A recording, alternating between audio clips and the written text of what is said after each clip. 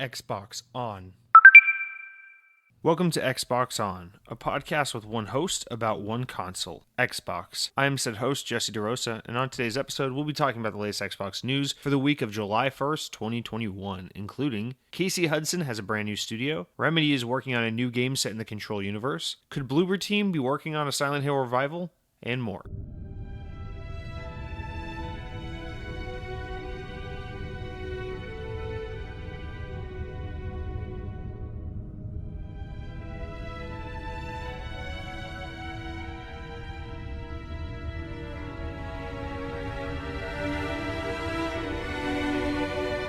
It's raining over here. Is it raining over there? It's raining here.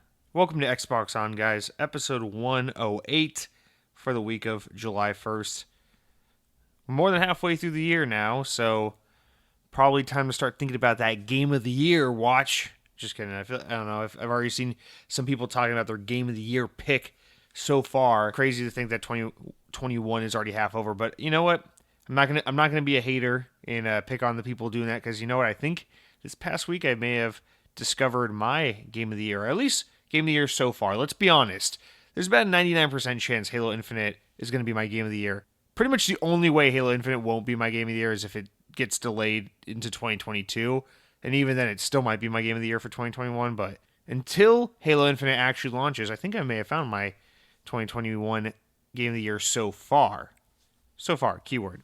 But yeah, welcome to another week, guys. Let's start out with our corrections, comments, whatnot. Now, this week I don't have any really corrections, but there is something I do want to address. On Wednesday, as the day I'm recording this podcast, IGN has uploaded episode 500 of their Xbox Podcast Unlocked, and the only reason why I'm pimping and plugging that show is because they had Phil Spencer on the show this week, and he talked about a whole bunch of news.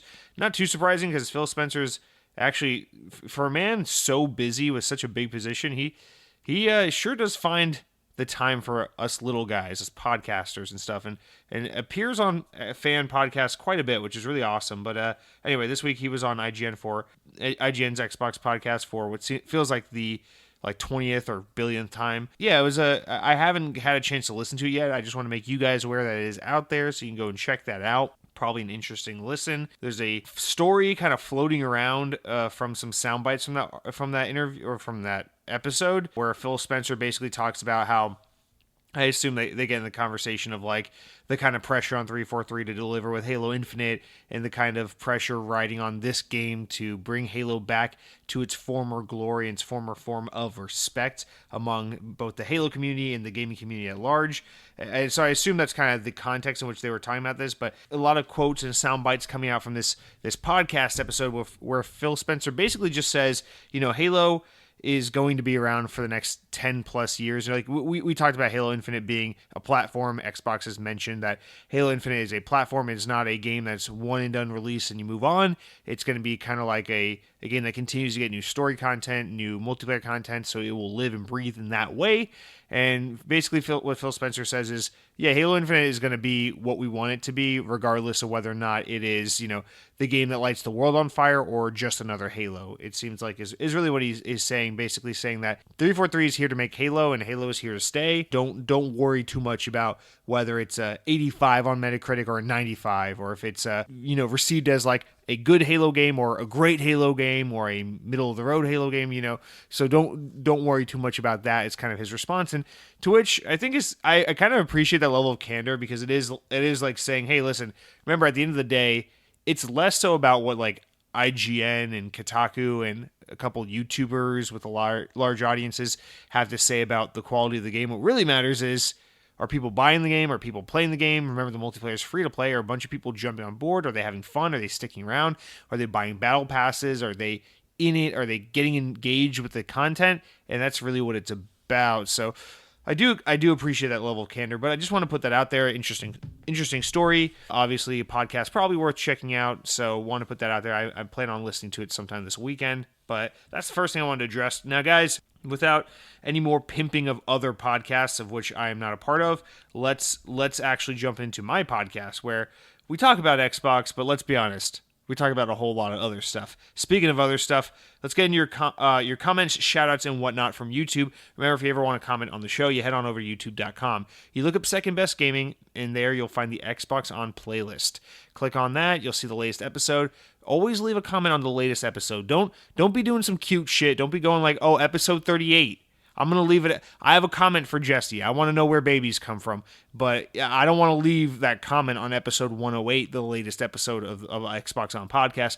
I'm feeling cute today, so I'm going to leave that comment on episode 38. And I'm going to go, hey, dumbass. No one thinks you're cute. No one's entertaining this stupidity. And I'm going to ignore your comment. I'm going to move on.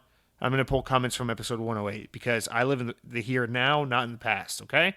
I'm not like that no more, okay? I'm not that emo. I don't look back. I look forward, you bitch. So, remember that. You can say anything you want. You'll get read on the air. I don't care. As long as it's kind of respectful to one another, that's good. You can say anything you want. Ask any question. Don't be afraid to voice your opinion, your questions, your concerns, your thoughts, your oppositions to things I say on the show. Remember, you can say nice things like, Jesse, thank you so much for caring about the audio fidelity and the quality of this podcast, so much so that you're willing to podcast without a ceiling fan on. You're willing to sweat your ass off just to make sure this podcast sounds as good as it can possibly sound. I appreciate that. Thank you, Jesse. That's a nice comment to leave. Or you can leave a mean comment like, Jesse, I don't give a shit if the ceiling fan is off, and if you got to keep it all nice and quiet in your room and you're hot and sweaty while you podcast, you don't have a reason to take your shirt off. You podcast with a shirt on so that all of us can sleep nice and sound at night, knowing that creepy guys like you aren't running around half naked. Okay, fair enough. Okay? But go ahead, leave those comments, you guys. Our first one this week comes from my brother, Josiah. I try not to ever read him first because I don't want you guys to ever feel like I'm giving favoritism to family. But I really did feel like this was the comment to kick off this week's episode with, so suck it. Josiah says, hey, X-Boners, I found out how we could win the console war. We need to do what Google and Coke did. Soda is just called Coke. Web searches are just called Googling. If we just call gaming Xbox, we win. So I like that line of thinking. I especially the example of search engines. You know, I'm a big Bing user. You guys know that. I often promote my usage of Bing because, let's just be honest, if you've ever actually used Bing instead of just memeing it because I know it's funny to hate on, you would know that Bing is actually a superior search engine to Google. It's just that one is so incredibly ubiquitous that there's no chance anything else could ever really rival it. But yeah, there we go. When people want to look something up, they don't say search an internet inquiry or a web an aggregate site or a web browser a searching database website, client or something. Everyone just says yeah, Google it, right? And I agree that we should do that with gaming. That's a good way to get Xbox at the forefront of gamers' minds, is to stop referring to it as console gaming or video games or whatever, this versus that. Let's just call it all Xbox. So it's like, what are you going to do this week? Don't say, oh, I'm going to chill at home and play some games. No, say, I'm going to go home and play Xbox. It's like, oh, what did you do when your family came over? Oh, we played Mario Kart. We sat around the couch, played some Xbox, Mario Kart, Super Smash Bros., some nice couch co-op games, and just, who cares if it's correct? Just call it all Xbox. But the problem with that is, and I'll poke some logic in your hole, or poke a hole in your logic, is that Nintendo kind of already claimed that ubiquity, I'd argue, back in the 90s, because, I mean, Josiah, we have the same mother. I'd argue that you experienced this alongside myself, that whenever an out of touch, a non-gaming parent, one of those parents that just aren't cool enough to understand gaming, they just don't have what it takes to be hip and hang out with the likes of Solid Snake. So those parents would say things like, "Oh, you darn kids, shut up and go play your Game Boy. Go play your Nintendo. Oh, kids, they never get outside these days. They just want to sit around the TV and play their Nintendo.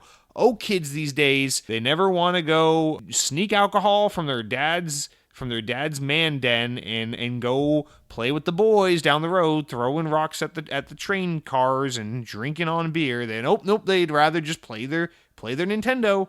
They'd play their Game Boy."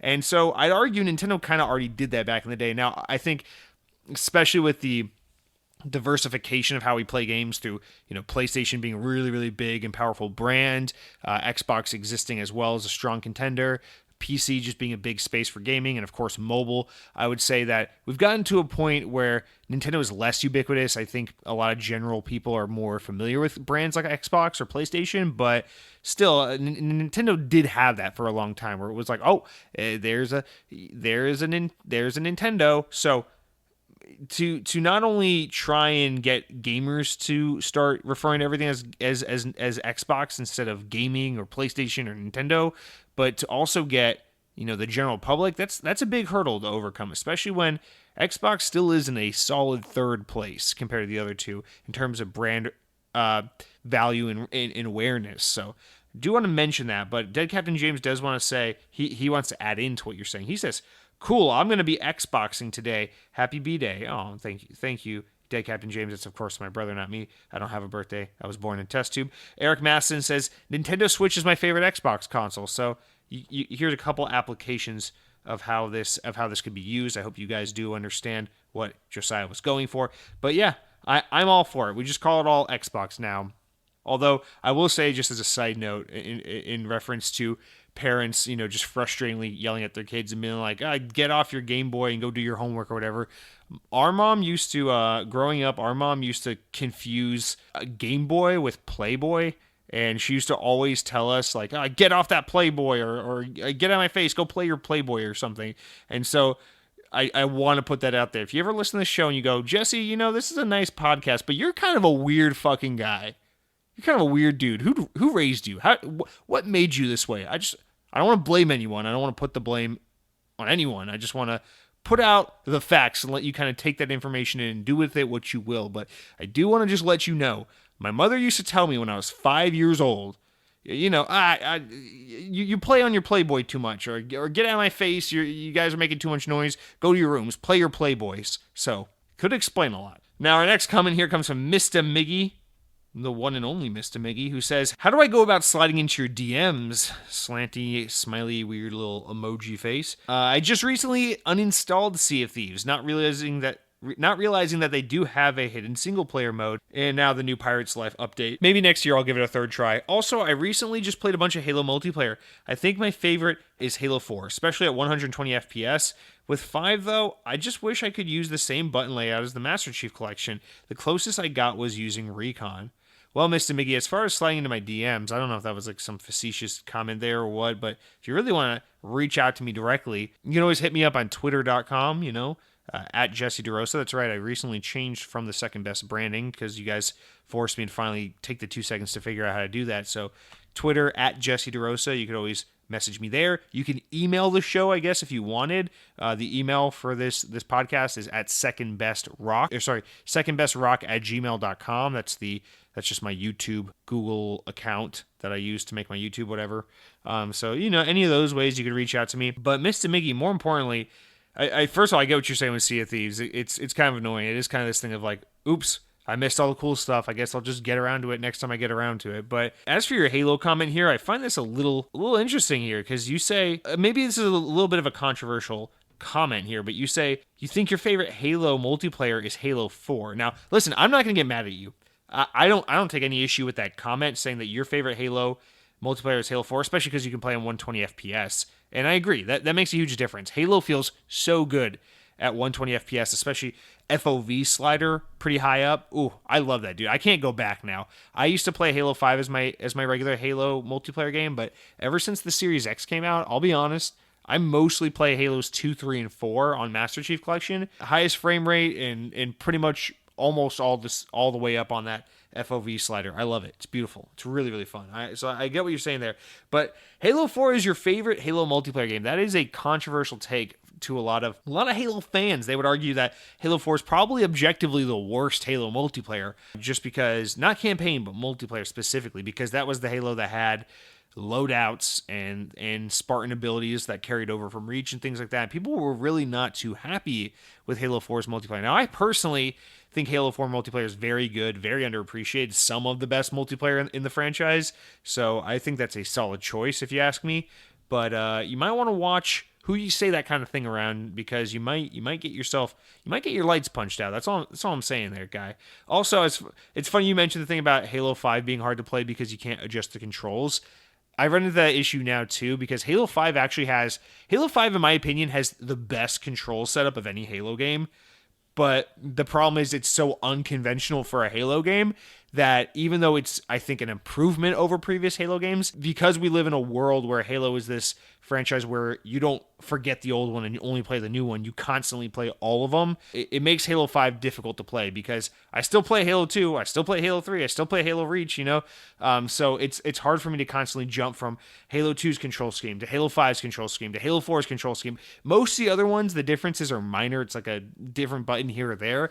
But Halo 5 is a very conventional modern FPS shooter kind of setup where you scope in with the left trigger instead of the right stick, and like you got your thruster on the B button, and you got reload with X instead of right bumper. So it is a little unconventional, and you can fuck around with the controls a bit there, Mr. Mickey. But again, the game's mechanics and things are so different that even if you did, it is kind of a tough one to deal with. So I relate to what you're saying there. But yeah, Mr. Mickey, thank you for writing in. One last thing that this I do want to mention, because my brother actually sent me this a few weeks ago. I didn't want to bring it up on the show because E3 and all the big news happening, there wasn't really time for it. I really wish I had the article handy, but he sent me this article. I forget what fucking outlet did this, but they ran a bunch of surveys to random gamers, an assortment. It was like over 1,000 gamers, so it was a good sample size, and it was a percentage of people who play Halo casually and people who consider themselves diehard Halo fans, as well as the staff of that game news outlet. And God, I really wish I could remember. I don't remember which outlet it was, but basically what they were saying, the point of the article was to say, obviously Halo is pretty divisive among fans. People think the general consensus is Halo 2 and 3, yay. Halo 4 and 5, go fuck yourself. But, when you really do the statistics and see the kind of who's playing what and how people felt about each Halo game on a more of a survey one-on-one basis, the kind of data they came back with basically suggested that, as you would usually suggest with games, with each release, people just tend to like the newest one the best. And so a lot of their survey data came back, and again, surveying a lot of people who are gamers, Halo gamers, and then just more casual people, as well as staff at this website.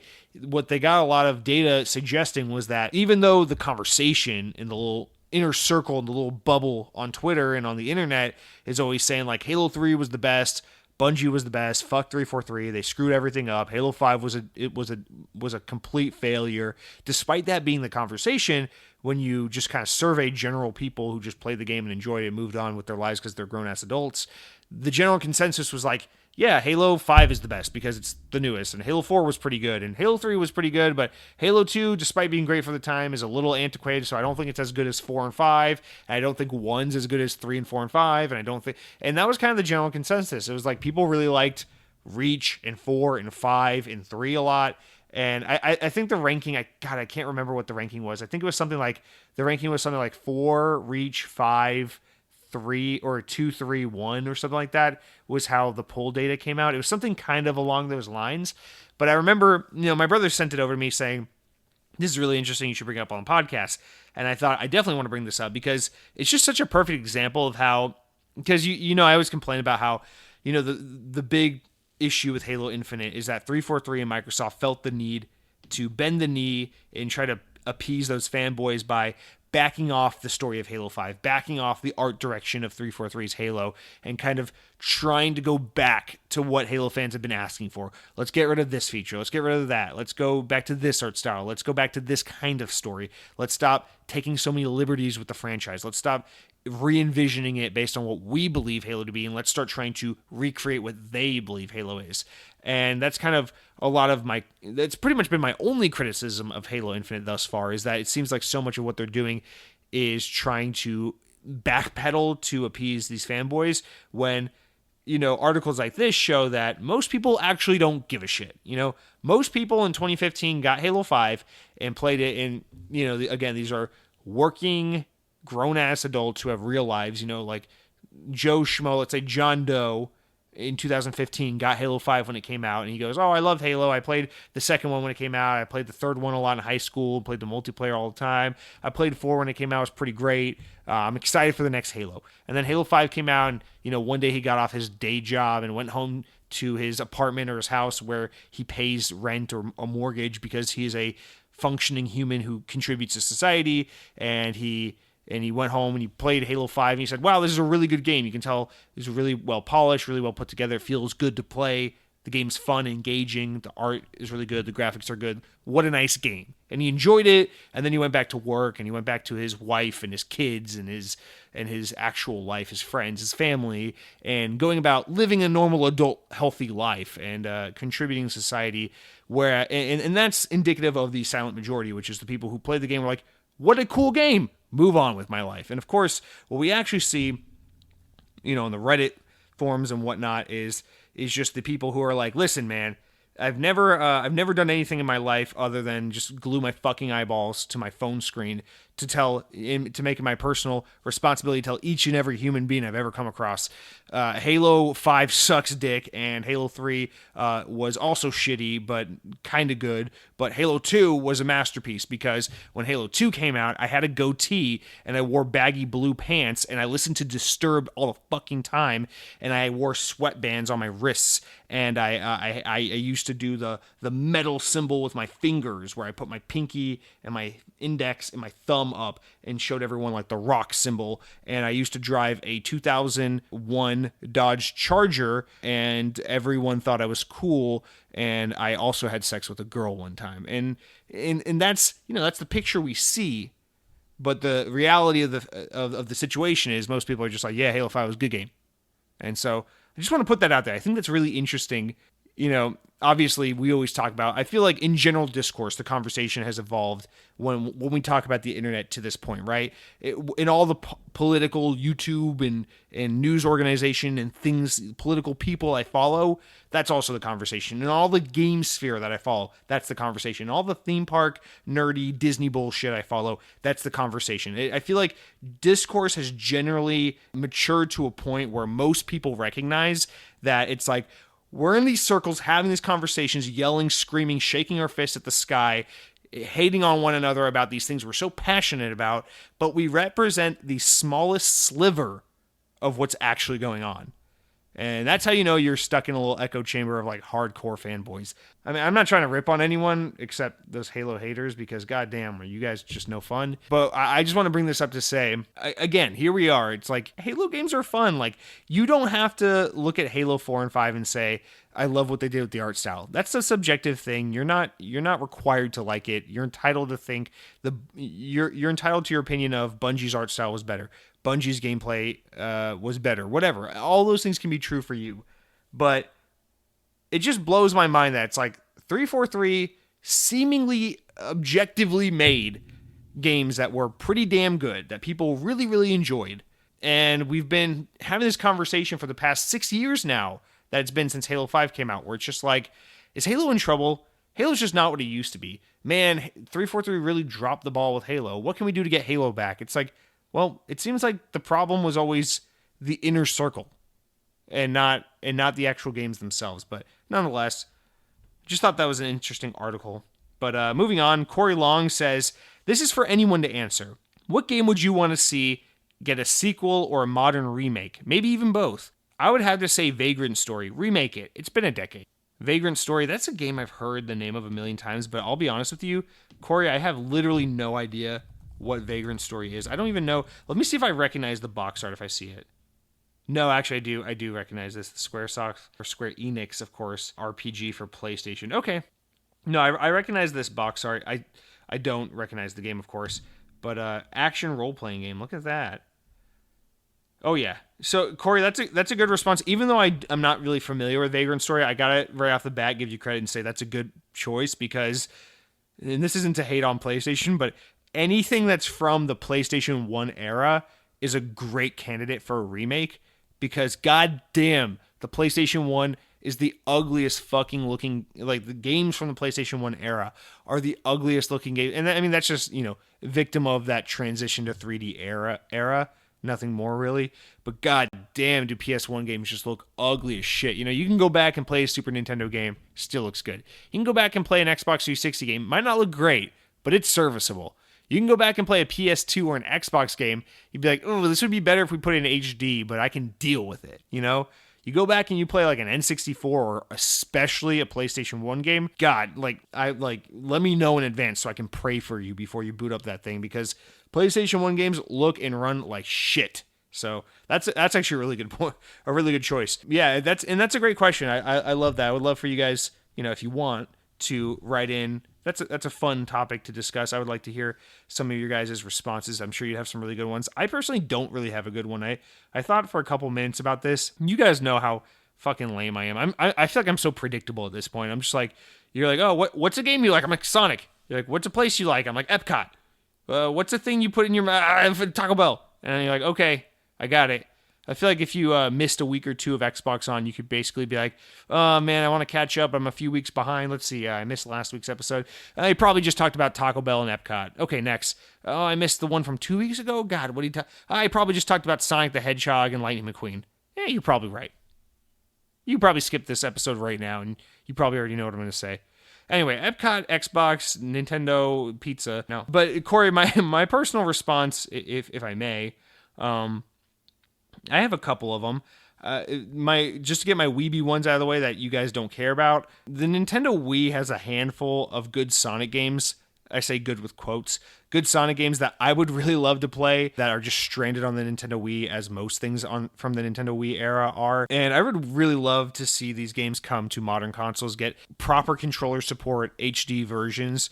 Like Sonic Colors was the big one, and thank God we're finally getting that. So soon you'll be able to finally play Sonic Colors on an Xbox in HD with a regular gamepad, no motion controls or any of that kind of stuff. Perfect. But Sonic and the Black Knight is a Sonic spin-off game that a lot of Sonic fans, myself included, have a similar consensus on, which is this would be a very, very fun, on-rails, arcadey Sonic game if it weren't for the fact that you were required to use motion controls, because the motion controls in this game were unresponsive and shitty and tiring. And if you could just move forward with an analog stick and attack with face buttons, the game would be infinitely better. And Sonic and the Black Knight was a game that, a spin-off game unrelated to the main storyline, just a stupid, goofy, fun little spin-off game. But it had a really cool setting where it transported Sonic and his friends to the Arthur and the Black Knight kind of medieval story setting. And it was just kind of cool being Sonic the Hedgehog running around with a sword and slashing the fuck out of knights and stuff. It was fun. And it would be very fun if you could just play it with modern, regular controls that are responsive and usable. And then, of course, maybe, put it in HD, give it a nice frame rate boost. But yeah, that's a game that is a 4 out of 10 that could easily be like a 6 or 6.5 out of 10 if you just gave it a regular control scheme and ported it to modern consoles. So easy. I don't think we'll ever see that happen, but that would be my first choice. My second choice would have to be Mercenaries 1 and 2. Speaking of Pandemic, the guys that used to make the Star Wars Battlefront games that also made Destroy All Humans. I think Mercenaries 1 and 2, World Playground of Destruction and World in Flames. Those games were so fucking good. They're just massive sandboxes where you run around, blow shit up. The objectives are fun, the missions are fun, the story is fun, the characters are goofy and fun. I really, really, really loved the Mercenaries games. And, rest in peace, Pandemic. A lot of those guys actually work at 343 now, working on Halo. But, rest in peace, Pandemic. They were one of my favorite AA goofy developers from back in the day. And they put out some really, really good stuff. And Mercenaries, the two Mercenary games are among my favorite games that they ever created. And I would really love, in a world where we have the Koch Medias with all the various smaller teams and publishers and the THQ Nordics and whatnot, I would love to see them take the Mercenaries license and re-release them. I mean, they literally did that with Destroy All Humans, so why not do Mercenaries 1 and 2 bundle or release them each separately for $40 a pop? I would be so into that. I would be so all over that if you just take the first two Mercenaries games, up-res them, touch them up a little bit, make them a little prettier, cleaner, easy to play, a little more accessible for a modern audience. Oh my God, I would go all over that. What great games. But thankfully, I think both of those games are backwards compatible, so it's not totally lost to time, but those are two Xbox-specific games that I would really love to see remakes of. As far as sequels, I don't know, man. Sequels, make a Sonic Unleashed Part 2. Please. Sonic fans will tell you they want Sonic Adventure 3. Fuck them. I want Sonic Unleashed Part 2. Oh, also make a Disney Infinity 4.0 And no ketchup, no mustard. Thank you, Corey. Wes H writes in and says, now, Jesse, I understand you're taking some heat because of your E3 comments, but personally, I could not agree more with what you were saying. Halo looked better than I was expecting. I'm super pumped for Redfall, although I know you feel less optimistic about it. And I'm thankful to have Game Pass because a lot of really great titles will be on there this year alone. But where the hell's Fable, State of Decay, Hellblade, Avowed? I would have rather seen what progress they've made with those titles than 30-second clips of random games that won't come out for another 4 years. I feel like it's Xbox worrying about their own ego rather than their fans in what they actually want.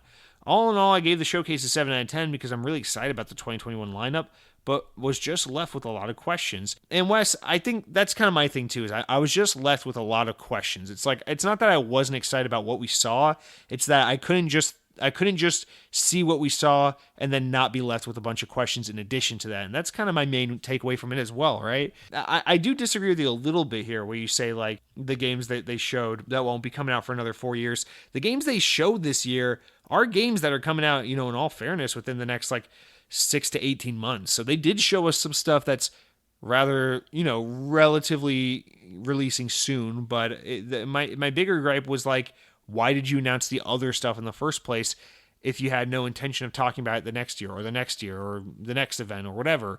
Because it's just a bunch of blue balling. And yeah, I think you get down to the crux of it with that one statement. You said it's Xbox worrying about their own ego rather than what the fans actually want. And that's right and wrong. I think it's Xbox worrying about their own image and their ego and their whole their fragile attitude about the whole Xbox doesn't have any games thing. It's them beating the hell out of that argument to the point where there's no logical way you could ever make that point. That was the point of it. But as far as rather than what the fans actually want, I guess we stand corrected, both of us, because it seems like the fans did want this. Overwhelmingly, people were really pleased with this. So hey, if the fans are happy, what else matters, I guess. So. But anyway, I thank you for writing in, Wes. Thanks for having my back. You're a good guy. Although you still gotta apologize to Mojo. Count Skyla writes in and says, there's an interview circulating with Phil Spencer about Halo Infinite's release. Paraphrasing, here's what he says, something like, quote, there's a lot of big games out this year and we're trying to pick the best spot, so we have narrowed down to weeks, not months, and everyone is very confident in the holiday release window. Jez Corden from Windows Central also said the lack of release date was related to making sure that it's slotted correctly around Battlefield and Call of Duty. Also, can't wait to jump back into Sea of Thieves again to play the new content. I enjoyed Sea of Thieves, but I also thought it was just a smidge too open-ended for me. Looking forward to playing an actual story. We'll count Skyla to take out the easy part.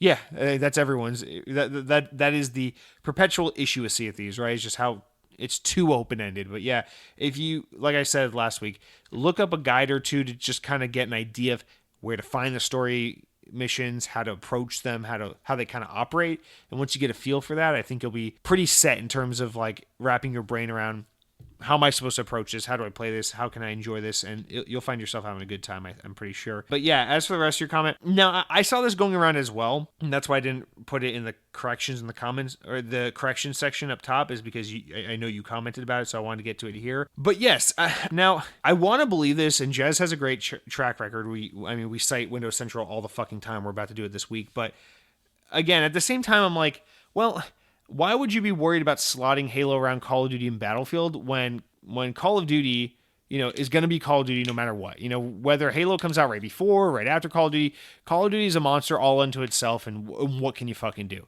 And with Battlefield, the problem is that's a $70 multiplayer only game. That's slightly more niche than like Halo and Call of Duty, because Halo and Call of Duty are a lot more pick up and play and accessible and friendly to all, whereas Battlefield's a little more technical and a little more skill based, a little more involved, than games like Halo and Call of Duty. So between it being a little more hardcore, us knowing it comes out in October and knowing that shortly before Halo Infinite was even shown this year. So, and then also the fact that Battlefield is a multiplayer only $70 game, I feel like that's kind of a bum excuse, right? Because at least with Battlefield, I think there's no reason why they couldn't have picked a date, right? If you really want to argue Call of Duty, that's fine. I get it. Remember when So, I mean, if I can understand Microsoft's apprehension because of Call of Duty, because you can go back to Halo 3's release and see how that kind of plays out. In 2007, Halo 3 comes out in September. It's the biggest fucking game in the world. Everyone's freaking out. It was literally the biggest entertainment launch in history at the time. And it was amazing. Everyone was having a great time. Halo was great shit. And then a month and a half later in November, Call of Duty 4 Modern Warfare came out. And that's the game that changed the world of gaming forever. And it wasn't like a overnight it blew up. It felt like, I guess technically it was, but it felt like with Call of Duty 4 that was like, oh, the reviews are really strong. And a couple people played it and said, oh, you got to try this game. It's great. And then it felt like this burn of like over the next month or two, Call of Duty just kept growing and growing and growing. People just kept talking and talking and talking. And Halo 3 just kind of like quieted down. And for the first time ever, it was just like, oh, there's this other. And then you go to like 2010 when Halo Reach came out. And it was like, yeah, Halo Reach came out in September. It was a big deal. Everyone was happy. And then a month and a half later, in November, Call of Duty Black Ops came out. And that's still like the best or one of the very best selling Call of Duties of all time. And again, it was just like, even though Halo Reach was all the talk of the town and everyone loved it for a month and a half, the second Call of Duty Black Ops came out, it was just like Call of Duty, Call of Duty, Call of Duty. And it just stayed that way. So we even saw that. I'll stop after this, but like it's happened many times before. But 2012, Halo 4 came out in November. Everyone's like, "Oh shit, the new Halo's fucking awesome." It was like 2 or 3 days later, Black Ops 2 came out, and I was just like, "Okay, Black Ops." Although I will say, back in 2012, it felt a little more split. It felt like Halo and Call of Duty were sharing a little bit more of the conversation at the same time back then, but this is a reoccurring thing that happens. It's like Halo comes, everyone gets excited, everyone plays it, we're having a good time. Call of Duty comes right after, boom, bye Halo. And I can understand if Microsoft's like, yeah, we want Halo Infinite to feel like it can breathe. Well, if you really want that to happen, if that's really what you're after, Microsoft, I think the answer is to release Halo Infinite in like February. Straight up. I'm not suggesting that they delay it, and I don't hope that they delay it for that reason, but if that is their main concern, is to kind of distance yourself from Call of Duty, get yourself some breathing room, some press time, and some hands-on with the audience before Call of Duty gets there, or wait till after Call of Duty's calmed down, you're not going to get that within a couple of days or weeks in November. It's just not going to happen. Call of Duty will likely come out at the tail end of October, or more likely mid-November. Call of Duty almost always comes out mid-November. So you say holiday 2021, you want to come out, you don't want to get lost in the shuffle. So what does that mean? Does that mean, we know Battlefield is late October.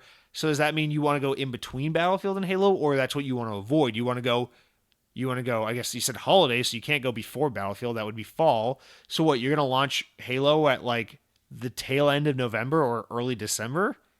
Again, it's just like, what are you doing here? Remember, Halo Infinite has the advantage of its multiplayer is free to play. And yes, Call of Duty has Warzone, which is of course free to play, but the multiplayer suite in Call of Duty is locked behind a paywall. The multiplayer, like team deathmatch shit. The multiplayer, which is the only experience in Battlefield, is locked behind a $70 paywall. So Halo Infinite says, no, you can go ahead, play the multiplayer, free to download. And then Halo Infinite also says, campaign, $15 a month for Game Pass. You can enjoy it. You don't have to spend $60. Whereas Battlefield says, we don't even have a campaign. And Call of Duty says, $70 you can get our campaign. So Halo Infinite already has a price advantage in so many ways.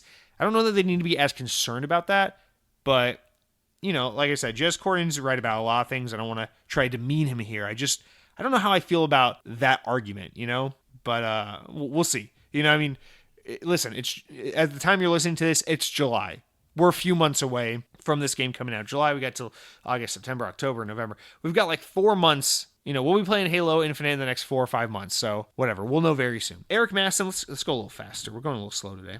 Eric Masson says, I wonder if Stalker 2 is going to have an option for dialogue to be in English. I'm sure it will be, but that's an interesting point.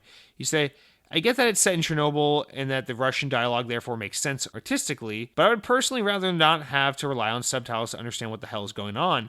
still going to play it regardless. It looks heckin' deadly, but I hope there's an option for uncultured swine like myself to listen in English and just pretend they're speaking Russian. Eric, I can relate. I know the feeling, but like, I don't know.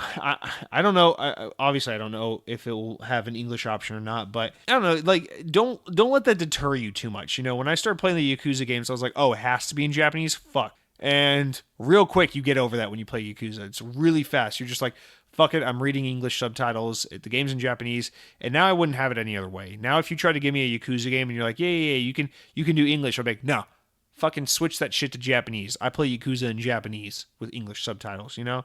So give the game a try. You know, it may add to the experience. For me, I find that's the case with especially with Yakuza, but. You know, it's not the end of the world. We gotta read a little bit, but I understand. It's nice to have the option. I'm playing Scarlet Nexus right now, and I chose English dialogue instead of Japanese, so a little bit of a hypocrite there in that regard. But I understand where you're coming from, Eric.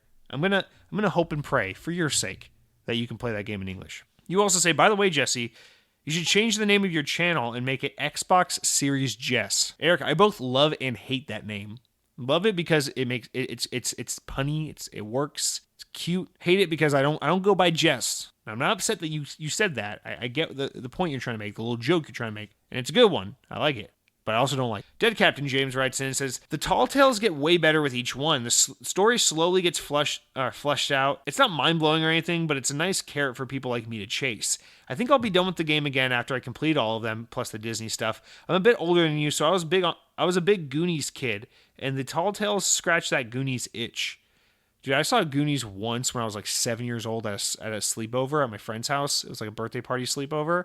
And I just remember my friend and all his friends stayed up and watched Goonies. And I fell asleep like 7 minutes into the fucking movie.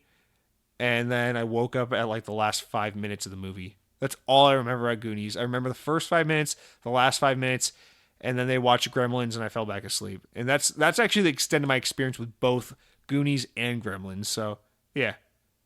But no, I get what you're saying. I can see that. You know, obviously, Goonies is a very, very influential movie, and I can see what you mean by that. So that's cool, Dead Captain James. You're a very nostalgic person. You got, you know, Sea of Thieves is scratching that Goonies itch for you. Grounded scratching that Honey, I Shrunk the Kids itch for you. I'm glad that Xbox's first-party output is really catering to your nostalgic needs, because damn, it sure would be nice if Sega would put out some Sonic games for me. Anyway, Chicago Gamer 420 says, Jesse, you must try the Elder Scrolls Online with the new Series X update. The game looks incredible now. It performs at 60 FPS in performance mode. I never really liked the game until now, but now I can't put it down. Let's make a guild of X-boners. Chicago Gamer 420. Simply put, no. No, I won't play Elder Scrolls Online. I don't want to leave you hanging or anything, so let me just be as honest with you as possible. I will never play Elder Scrolls Online. I don't care if I can go back in time to the year 2019 and Dr. Fakasha comes over to my house and says, Jesse, you got to listen to me. There's this big coronavirus. It's on the way. It's really bad shit. But you can stop it. All you got to do is get on over to your Xbox right there, download Elder Scrolls Online, and start a guild. If you do this, the coronavirus will never spread, and the world will be spared of 2 years of endless turmoil. And I would say, no. And I'd slam the door in his face. Go back to playing fucking Disney Infinity. So, Chicago Gamer, politely, no. Mojo writes in and says, thanks for clearing things up last week, Mr. Jesse, the dapper Disney dude, DeRosa. I appreciate it. Personally, I could care less if someone wants to troll or call names. I just would hate for it to happen to a younger or more sensitive commenter, like myself. Anyway, that's not you, that's me saying like myself. Anyways, there is something that occurred to me recently in that you're from Georgia and now you live in Florida, yet you have absolutely zero accent. What gives? Are you a spy? Maybe from PlayStation. The world wants to know. Well, Mojo, I mean, I don't know what to tell you. So my family's actually from the Northeast. My parents are from Connecticut. Most of my siblings are from a mix of like Connecticut, Massachusetts, New York. So most of my family's from the Northeast United States. I was technically born in Massachusetts, but when people ask where I'm from, I always just say Georgia because I've lived in Georgia since I was like 5 years old. So I'm from Georgia. I'm not really from Massachusetts. I don't remember what it was like the few years I lived in Massachusetts and New York. So there's that. I grew up in a home where everyone was very much not from the South, so I never picked up on that kind of accent. Now you might say, well, if your family's all from the Northeast, why don't you sound like one of those fucking stupid Bostonians? Well, I don't sound like one of those because God said, I gave you enough body hair, I'll go sparingly on the accent. Maybe that's why. I don't know. But yeah, no one in my family has an accent. We all have very, I don't know, like the way I talk or my family talks, I feel like this is the way most Americans talk. It's the very standard flatline American accent. There's like the northern accent, there's the southern accent, there's the surfs up dude California accent. But I have you be the judge. You tell me how I sound to you, I guess. But I feel like I have the very standard American accent. No frills. No special additions or whatever to the way I speak. It's just very standard, regular Joe Schmo English. So sorry to disappoint you if I don't sound like a Canadian or redneck or whatever you were expecting. But also, I do got in defense, Mojo, I don't know where you're from. You could be from fucking like Mozambique for all I fucking know. But I assume because you asked the question that you're not from the Southeast and you're not very familiar with states like Georgia and Florida. Contrary to the stereotypes and popular belief, unless you live in like the middle of nowhere, like in the sticks, almost no one really has an accent here. Like, growing up in Georgia, like in Atlanta and around Atlanta, most people just talk normal. You'll meet people with Southern accents, absolutely. I've met plenty of people in my life being from Georgia who I'd be like, yeah, you're a fucking redneck. Like, don't get me wrong, but like most people in Georgia, especially if you're like in the city or in a surrounding area of the city, it's like, most people just sound, Also, it's like, especially here in Florida, like in Central Florida where I live, no one here's from the South. Like Central Florida's like demographic makeup is like a lot of people from the Northeast, like people just moving here by the millions from New York and New Jersey and those kinds of hellholes. So we have tons of that trash here. And then we've got, people like me who come in from places like Atlanta or random places throughout the country. And then we have a really large Hispanic population, lots of Puerto Ricans and stuff like that. So again, not like your typical white podunk rednecks here. And then, we have a pretty good population actually here in Orlando. I'm not a huge population, but a notable population, especially in the area I live, of people from other countries. We have, like in my neighborhood, we have a lot of Europeans, a lot of people from the UK that move here. So, I mean, especially like pre-COVID, when things were like kind of all normal and I was working at my job closer to like the tourist part of town, most of the people I worked with were, like, the joke in Florida is that like no one is actually from Florida. So like, oh my God, at my old office, like the people I worked with, my manager was from Montana, my assistant manager was from New Jersey, the lady I worked next to, I shared a desk near, she was from the UK, and her boss was from the UK, and then my other coworkers, we had one from Maryland, we had one from Miami, and one from Florida. So we did it a Floridian, but like the point being, like the makeup of Central Florida in particular is very, very diverse. Also, like, I mean, my current office, like the funny thing is like my current location I work at with my company, in my current office, more than half the staff is from the state of New York. No, not more than half. About half the state is from New York. Five of the 10 people I work with at my current job are from New York. So that's, what do you want me to say about that?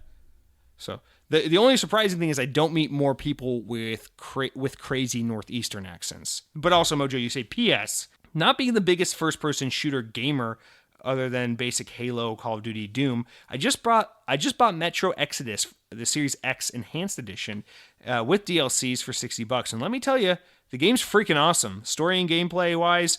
Plus, it's visually stunning, and I highly recommend. Bro, Mojo, I'm glad to hear you're enjoying that. I'll be honest, I need to give Metro Exodus another try. I played the first two and really, really loved them. I played the re-release when it came to Xbox One, like back in 2014.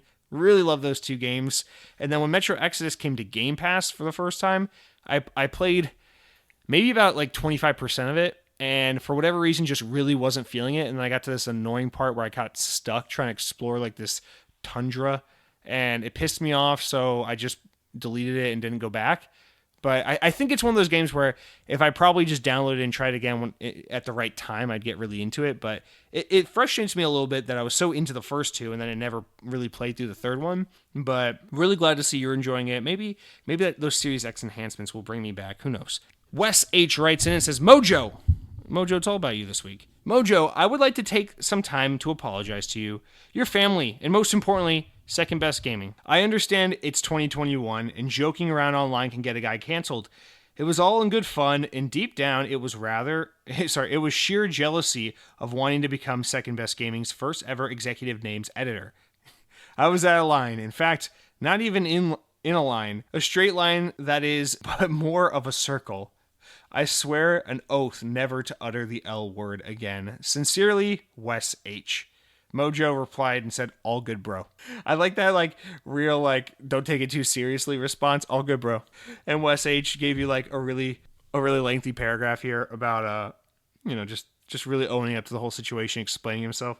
But listen, guys, it's nice to see you two make up. Now, that might be good enough for you two. Things might be good between the two of you, but I feel a little unsatisfied by this makeup, this agree to disagree. So I think the next step would be for you guys to take it out to the ring. So we're gonna need you guys to fight. So let me know if you guys want to Jake Paul pay-per-view this bullshit. But we're gonna have to have some kind of Mojo versus Wes H throwdown, and I don't know how to coordinate something like that, but we'll figure it out. I'm sure someone knows a thing or two. But guys, we're gonna have to see you guys fight, presumably to the death. So it's the only way to really solve this. Lethal Migraine jumps in and says, Mountain Dew tastes like they took an orange, rolled it in dirt, and added vomit. Now, Lethal Migraine, normally I wouldn't dignify that kind of comment by reading it, but my brother responded to you and said, I've never gotten a hint of orange from Mountain Dew before. It tastes completely artificial and completely amazing.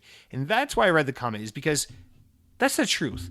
See, the reason why I know why you're just a hater and not a real, Mountain Dew opposer, you just do it for the clout, is because any half-witted Mountain Dew consumer would know that what makes Mountain Dew so great is that it doesn't taste like a fruit. It's a citrus soda, but you can't put your finger on it. You don't drink Mountain Dew and go, oh, that's lemon lime. No, that's Sprite. Sprite does that shit. Sprite is so unimaginative that it puts itself in a little box and says, oh, I'm like lemon and lime, but I'm soda. It's like, okay, cool, Sprite, go fuck yourself. If I wanted lemon and lime, I'd go buy a fucking lemon and lime like Cleopatra from fucking 1937 or whenever the fuck she was from. Definitely not 1900s. And I go squeeze that shit in my mouth, maybe with some carbonated water, because I'm a goddamn plebeian and that's the kind of taste I'm after.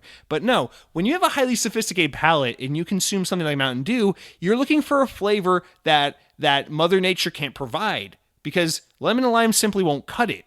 You need something more advanced. So yes, PepsiCo builds it as a citrus soda, but notice how they never say specifically which citrus. It's because it's a citrus all unto itself. It's not lemon. It's not lime. It's not yuzu. It's not orange. It is Mountain Dew.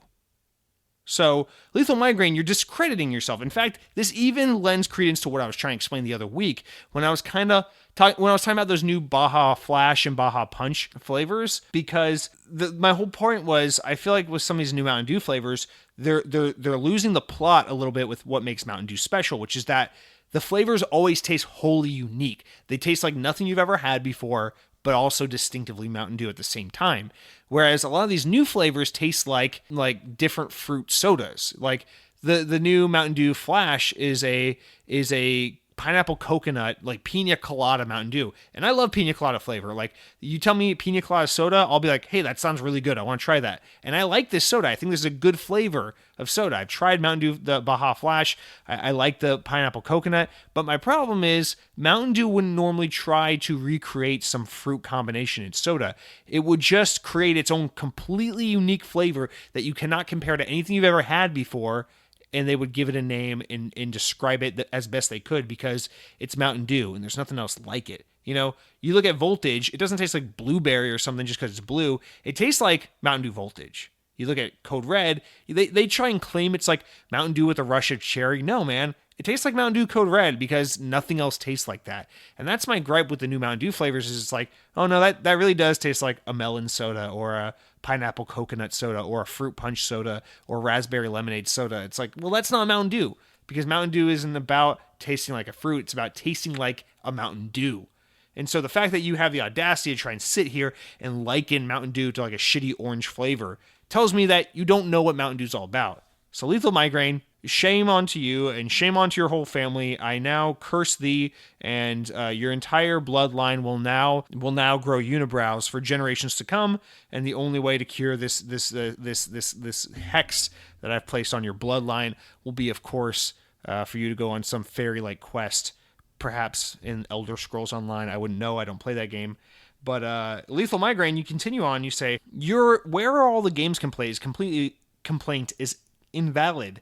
Xbox released 13 exclusives last year, a ton more this year. You need to stop your silly little narrative and actually pay attention. Whining that Xbox is trying to sell consoles is odd. It's their business after all. Okay, Lethal Migraine, you're first about them trying to sell consoles. You're taking me out of context. I said last year hyping a bunch of games that they know full well aren't coming out for like 5 years to sell a new console is misleading. Obviously, it's their job to sell consoles, but that's not how you do it, you know? The fucking cigarette company's job is to sell cigarettes, but they're not supposed to go around being like, oh, little kids, if you smoke this cigarette, you will grow facial hair 10 years early, and then little Sally from your classroom will fall in love with you. They don't go around to cancer patients and say, if you smoke these cigarettes, it will cure your lung cancer. No. I mean, of course, they were evil like that back in the day before government regulation, but the point being, just because you have a product to sell doesn't mean you should do it in a dishonest and ugly way. And hyping up a bunch of games you know full well aren't coming out for 5 years to sell a new console seems a little slimy and dishonest. That's what I was saying. So no shit, it's their job to sell consoles. I'm just saying, for a company that's all about, transparency and pro-consumer and all that shit, you would think they'd be a little more honest about what they're showing and when you're getting it. That's all. That's what I was saying, Lethal Migraine. Anyway, let's wrap up with 2 comments from Sam Torres. He always writes long ones, but he always writes good ones. Sam Torres, take it away. Wrap us up this week. Please, God. Thank you. He says, gotta throw this in there too. No need to read the first blah, blah, blah, blah. I'm going to skim through these a little bit because they are long. You say, my son and I have gotten back into Cars 2, the video game. He trounced me in it, but it's got good muscle memory from when he was 4, and I just bought it used at a Blockbuster for him. Disney pulling out of game development or not having their own label sounds studio is hell. Yeah, maybe we won't get turds like the platformer Wreck-It Ralph on Nintendo Wii, but we miss out on those really great games like Cars 2 or Toy Story 3, and those games bring the experience a step further at home. Disney does have the money and the talent to give us some of the AA level games based on great properties. Right now, they are all collecting checks and letting the chips fall. Great point you brought up, though. I blame Bob. You're, of course, talking about, or you're either talking about Bob Iger, the now former CEO, or Bob Chapek, the current CEO. But either way, it seems like a lot of people just hate them both. I'm inclined to agree. But you say I blame Bob, but I'm sure shareholders don't give a shit about those electronic games with bleeps and bloops and all their foolishness you spend money on outside the Disney attractions. Now we'll stop there. Sam, thank you. Thank you for getting it. That's all I gotta say. It's just, I don't know. I think it's really disappointing, and I guess it doesn't matter. Disney's a smart enough company to know this doesn't matter, because after last week's episode, I had a handful of people mention that to me, that like, oh, that was a good point what you said about Disney, like, and not because I'm a great thinker with great ideas, but just because it's like, oh, I guess I never thought of that, because it's a thing you really shouldn't have to think about. But I guess Disney is smart enough to know that it doesn't matter for them to be super involved in gaming at a like a all hands on deck kind of involved way, because it seems like this concept has gone largely unnoticed and unrecognized for a long time. So maybe Disney's smart for being like, we don't have to put in all those resources and all that legwork to do this. We can just license our shit out. But yeah, it's when you are a company that is solely based on your brand, you think about, there are companies that are all about the brand, and there are companies that are all about the product, right? You think about a company like Apple. Why do we pay 2-3 times what we should for all these Apple products? It's because Apple has built an incredibly valuable brand. They have built a brand that is worth 3 times the cost of the phone.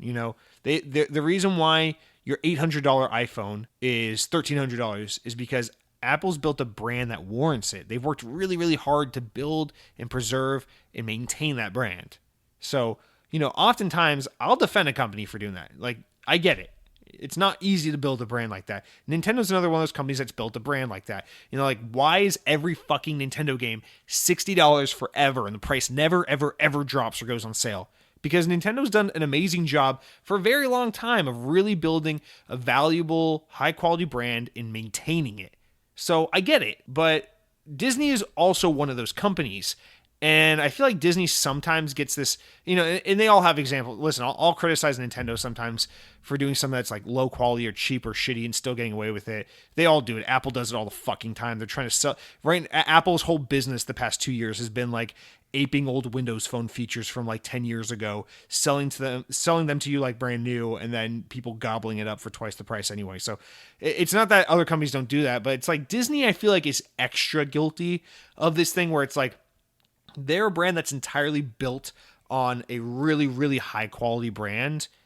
And it's very, very important to them. It's the most important thing to them. It's why they try to distance themselves from Hulu, because they don't want you to watch all that R-rated content, all that dirty content on Hulu, and then for you to associate that with Mickey Mouse and princesses, because that brand is so goddamn valuable to them. So, and I get that. But then Disney does all this kind of bullshit where they get so cheap with it. They just get so fucking cheap. They go, you highest bidder, you get this. Or when they were even making games, it's just like, oh, you have 7 months to make this really shitty cash grab Wreck-It Ralph game on Wii. They were doing shit like that all the time. And it's just like, you would think for a company that lives and dies by the strength of its brand, that they would want to preserve that better, especially in an entertainment field as massively important and as massively lucrative and as massively just strong and recognizable as gaming. You would think they would also want to protect their brand in that realm, but clearly they just don't. And I guess they're smarter than me, because they found a way in which that brand is kind of protected and represented well by having other people do the heavy lifting. But yes, I appreciate you pointing that out. I guess I'm just salty about it. You know, you mentioned the good games being like Cars 2 and Toy Story 3. That's all Avalanche, man. Avalanche Software, the guys that made Disney Infinity, the guys that are making Hogwarts Legacy or whatever right now, those are the guys. Disney owned them for a long, long time. They were a fantastic developer. They really understood that, like, really fun, really quirky, really good quality for the money in the time, the time allotted to make the game. Like, kings of that, like, AA movie tie-in stuff. They were really good at it. But even then, I think they could have and should have been able to do better with more money and more time to make higher quality games. But whatever, we won't dwell on this too long. I'm sure most people don't care. You also say, wrapping up, Sam, your final comment here, you say, gotta agree, Tron is super fantastic. I would have rather the future grow dark from the sun imploding, and that we wear skin tight wetsuits and neon piping, and that flying a car, grimy streets aesthetic from Blade Runner / Cyberpunk. Both are cool. One just works more for me. Tron Light Cycle Ride at Magic Kingdom is a great analog for Xbox at E3. Why is the CGI promo such a solid way to show us nothing is ready? Come back in 6 years. Whoever chooses what gets shown at the premiere event, like E3, or it needs to be treated like a sim trapped in the bathroom with no toilet. That's a good one. E3 has not gotten any better for me. Yes, they have cool announcements, but none of the CGI trailers really give me a sense of what I'm going to be playing the next 6 months to 3 years. Even Far Cry 6 was shown as if I'm watching my character rather than a first person playing. It looked like a third world Watch Dogs. And a side note, Universal Studios' approach to building rides works. I never lost interest. I rode the fucking ride before it even opened on May 29th. Tron Light Cycle Ride at Magic Kingdom is approaching 6 or 7 years since the Shanghai one opened. As Sark once said, finish the game. Great show. So entertaining. New name for the channel: Gaming, Drive-Thrus, and Fries. Fuck ketchup. All right, Sam, I can't really dive into that because that's just like so... I don't know, Sam. Like, listen, there's you, there's me, and then I have one friend who listens to this show who I know will get that stuff. But other than that, us three, I don't know personally of anyone else listening to this show who will be like, yeah, I'm following. I'm invested enough in the theme park bullshit and the video game bullshit to know exactly what you're talking about. So I don't really know what to do with that with that information. It just seems maybe a little too niche, but nonetheless, it was my decision to read it, so I'm not blaming you at all. I thought that was a fun comment. But I do want to say, mostly just to your last point there, new name for the channel: Gaming, Drive-Thrus, and Fries. I fucking love that name. Maybe we can shop that last part a little more, but you know, the play on the on the Guy Fieri diners, drive-ins, and dives. I love that. Gaming, drive-throughs, and fries. We can't have two things related to food though. So it's got to be gaming, drive-throughs, and something. We'll get something. That's a good name though. That's actually a great name for a YouTube channel. I really like that, Sam, and I actually might continue to workshop it and ape it from you. So just be prepared. If I ever get super rich and famous, you're still not getting any royalty money.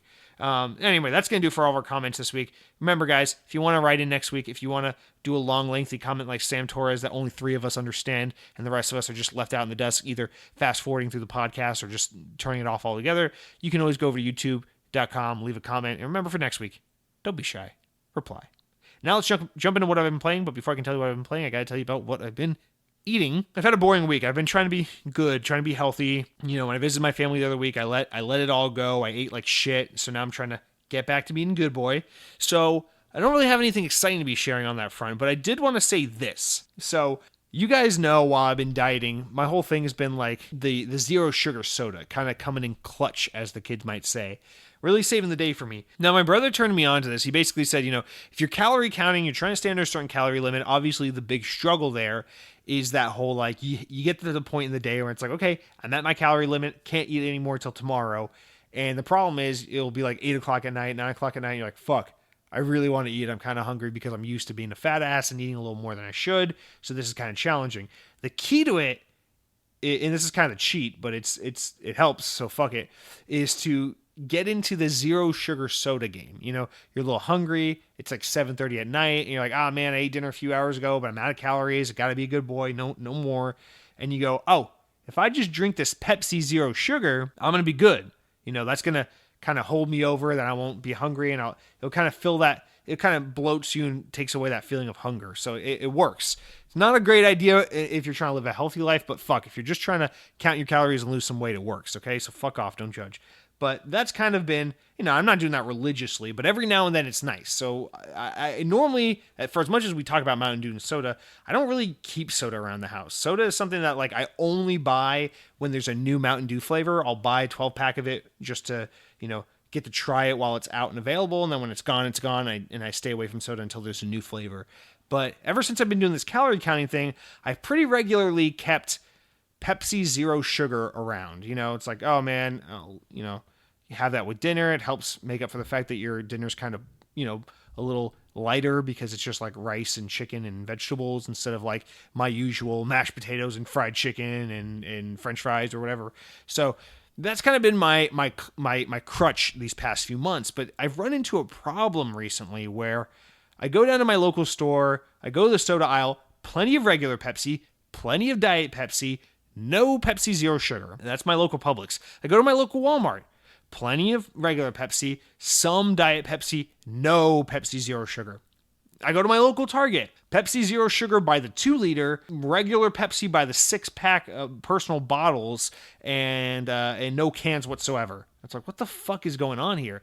I even went to my local 7-Eleven, and like they didn't even have personal bottles. They just had regular Pepsi. That was it.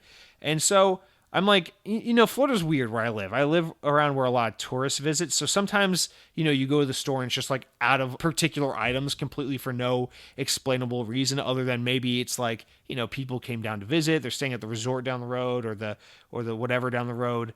And they stopped by the grocery store and stocked up on this. That's always my guess. You go there and you're like, I'm here to pick up this one item. You go and you see that one item is all missing. And you're like, oh, probably some tourists came by and they're stocking up in their hotel or their little vacation home for the week and they bought a bunch of this shit and that's why it's gone. That's always been my excuse for why this happens, but increasingly lately I've been finding that the Pepsi Zero Sugar is sold out everywhere. I can be in my neck of the woods, I can be far away from the tourists in a different town, and it's still the same problem. So the Pepsi Zero Sugar is simply Thanos snapping away. So I do what any good guy would do.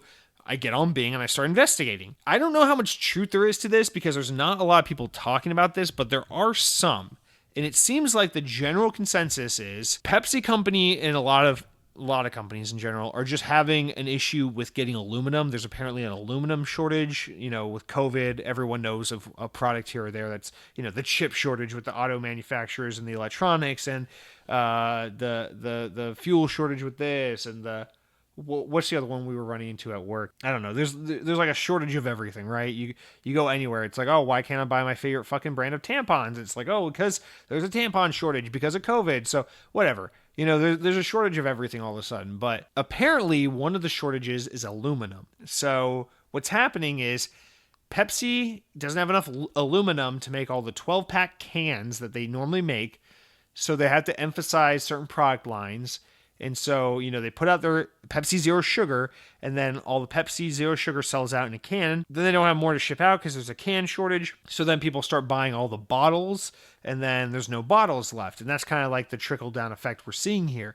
So I'm going to go with that because this is only a recent development I've been noticing the past few months, and it's getting worse and worse. So I assume this is a COVID-related thing, but guys, it's frustrating as hell because I'm just trying to get my zero sugar soda, so I'm having to resort to like whatever I can get. I was lucky enough to find a 12-pack of Dr. Pepper cream soda zero sugar the other day, so that's what I have right now. But listen, when it comes to zero sugar sodas, you guys know me. You know I've always been a staunch like drink the regular soda or fuck yourself kind of guy. But I gotta reel it back in a little bit. This dieting has made me a believer of the zero sugar brand. I still stand by it. This isn't just because I have a Pepsi preference. Coke Zero is significantly shittier than Pepsi Zero Sugar. Like, Coke Zero tastes a lot more like a diet soda than Pepsi Zero Sugar tastes like a diet soda. Pepsi Zero Sugar mostly tastes like Pepsi. It's very, very good for what it is. Is it as good as regular Pepsi? No. But is it very, very good and significantly better than Diet Pepsi? Yes. And so, Pepsi Zero Sugar has kind of become my thing. It's my crutch.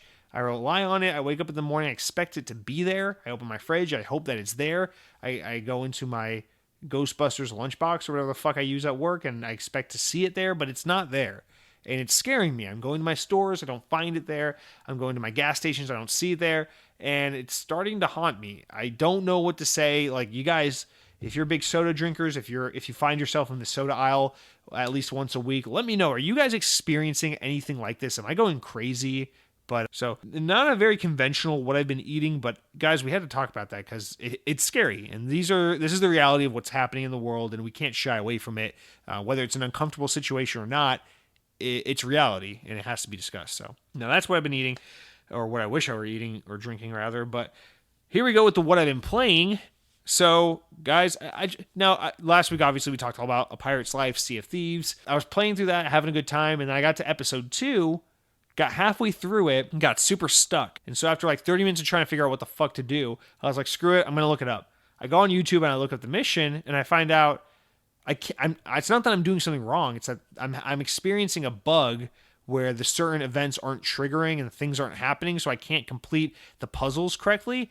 And so I start doing some research here, Bing, because I'm a Bing guy. And turns out there's a bunch of fucking bugs, and the Pirate's Life content is really, really messed up right now. So a lot of people are experiencing some mission-breaking bugs. So I was like, I don't have time for this shit. So I just turned it off. I was like, you know what? I'll come back soon. I'm sure they'll do plenty of hot fixes and things like that. Sure enough, the next day they had a hot patch. So I was like, cool, I'll come back to it, but I have something else coming up that it's going to distract me from Sea of Thieves. So what I'm going to do is I'm going to play this new game, and then in a week or two, I'll come back to Sea of Thieves. So that's on the back burner for now. I'm excited to get back to it, but gotta talk about the big thing I've been playing this week. So last Friday, Scarlet Nexus came out. You may recall this is the game I was touting as one of my top 5 most anticipated games of 2021. And I played the demo a couple weeks ago and then immediately deleted it and said, no, I want to save it. I know I want to buy this game. I want to save the demo. And then last week I was talking about how I'm kind of busy with some things. I think the smart thing to do might be to just hold off and try to be disciplined and not play this game right at launch. Well, guess what? I didn't do the smart thing and I bought it right at launch. So, guys, Scarlet Nexus is so fucking good. But also, I got to give you the caveat of, this is not me saying I highly recommend you go out and buy Scarlet Nexus, because this is not a traditional Xbox game. This is not a typical Jesse game by any stretch of the imagination. This is very much a Japanese action RPG game. It is very unconventional for like Xbox fare. And that's all a great thing. So the thing is, I don't want to go around and be like, a new Halo game comes out. I'm like, yeah, the new Halo game, awesome. Xbox people are going to like the new Halo game. Xbox people, I don't know. Did you like Yakuza? Cool. That that was a really weird game to get on Xbox. And that's kind of how I feel about Scarlet Nexus. Like, this is different. This is the kind of content we're used to only getting on Nintendo platforms or PlayStation platforms. So the fact that, I mean, it's a multi-platform game, you can get it on PlayStation, but the fact that this game was announced for Xbox Series X and marketed with Series X, it's kind of had its alignment with Xbox all along. And that's really cool because a lot of Xbox fans for a long time have argued Xbox doesn't have sufficient Japanese game support, which I agree with. And we need to see Xbox do more to try and fix that. And we've seen Phil Spencer address this and talk about wanting to fix it as well. And Scarlet Nexus is one of these examples of putting your money where your mouth is. And so from the moment it was announced, not just because I'm like, oh, a new Japanese game that's coming out day and date with Xbox and being marketed with Xbox, I want to support this because I want to see more of this stuff happen. Not only because of that, but just for the simple fact that when the game was revealed, I was smitten by the art style, by the art direction, the aesthetic, the graphics. It's such a visually appealing game to me. And I just knew I had to play it. And I gotta say, I'm about 11, 12 hours into it so far. Like, I played a lot of it this past week, and I'm very happy to report it is very much up my alley. This game is fantastic, and it addresses so many problems I normally have with these kinds of games, which makes it feel all the more like not only a cool action Japanese role-playing game, but like the action role-playing game that was designed with Jesse in mind. Because normally my hang up with these role-playing games, with these Japanese role-playing games, it's like they're 40 to 50 hours long. They're just full of exploration and random enemy encounters and turn-based combat and really slow gameplay and spending hours in menus trying to figure shit out. None of that exists in Scarlet Nexus, yet it's still a Japanese role-playing game. It's so cool. The world and the art design is so fucking cool. It's like this cyberpunk Japanese Tokyo fucking thing. They call it brain punk, or yeah, they call it brain punk. Weirdly enough, I won't get into too much about like the enemy art design and what all that means, because it's a different conversation for a different day, and I could spend a long time talking about that. But the game's whole thing is like the enemies have really crazy out there kind of art design, and the world is full of like this like kind of futuristic cyborgy cyberpunk like Tokyo setting. And it's really fucking cool. It looks literally straight up like an anime. The graphics are so good. The lighting is so good. The character animations and the character modeling is so impressive looking. And I love it. It's not like that. It doesn't fall into that trope I have with a lot of Japanese role-playing games where I'm like, it tries to be all like knights and elves and orcs and high fantasy bullshit. Like, I can't get into that. Instead, it does like the city cyberpunk thing, which I'm much more interested in. The combat is absurdly action based, super frenetic and stylish. It's just so fun. So for those who don't know, the combat is basically like Japanese role-playing Control, like Remedy's Control. You're able to use psychokinesis abilities to pick up objects and throw them, and you slash with your sword, and you beat the shit out of guys, and you chain together combos, but you also like pick up fucking train cars and massive boxes and in road barricades and just smash them into fucking enemies, and you chain it all together, make really stylish and fast and crazy combat. It's just so cool. And then the other thing is your party members have different abilities, like a fire ability or a teleportation ability or an invisibility, and you can like borrow those abilities from your teammates. So you like use psychokinesis, you throw an object at an enemy, then you borrow this teammate's fire ability. So now your sword's flaming, you can like beat the fuck out of this one enemy and just like, you know, like light them the fuck up. And then this guy's got like a big shield. So what he does is you take your teammate's teleportation ability and you like teleport around to his weak spot where he's exposed, and you slash the enemy so you take down his shield, and then you can whack the fuck out of him the regular way. But the way the game does it, the way it slowly rolls out like all the combat styles, all the abilities, all the ways you interact with the enemy types and the class types and your party members and your skill set, the way it slowly rolls out all that information is so bite-sized and manageable that even though it sounds like a daunting combat system, you master it incredibly easy. It's so intuitive. So you start on the game and it's mostly just like regular basic sword attacks and some slight kinetic abilities, whatever psychokinesis abilities, and then by the time you're in like hour 2 or 3 of the game, before you even know it, you're chaining like 5 times the amount of like attack abilities all together. And if someone walked into the room and just saw you playing, they'd be like, this looks so incredibly complicated and like convoluted the way you're able to fight with these enemies. but it feels so natural. It's so easy to pick up and play. It's not complex. It's not a lot of like wrapping your brain around like, how can I approach this enemy differently? It's very intuitive. It's very, very fun. The combat, super fun. It's very action oriented. And it's not like that regular Japanese role-playing game shit where it's like I gotta have all these items and inventory management. It's very simple. It's like you gotta buy like status effects and health, and super easy, very Kingdom Hearts like, where it's just like you run around, you press down the D-pad, you use your potion, you're healed. You know, it's not like a lot of like, oh, let me go in the menu and select this and do that special thing. So very easy, very instant gameplay.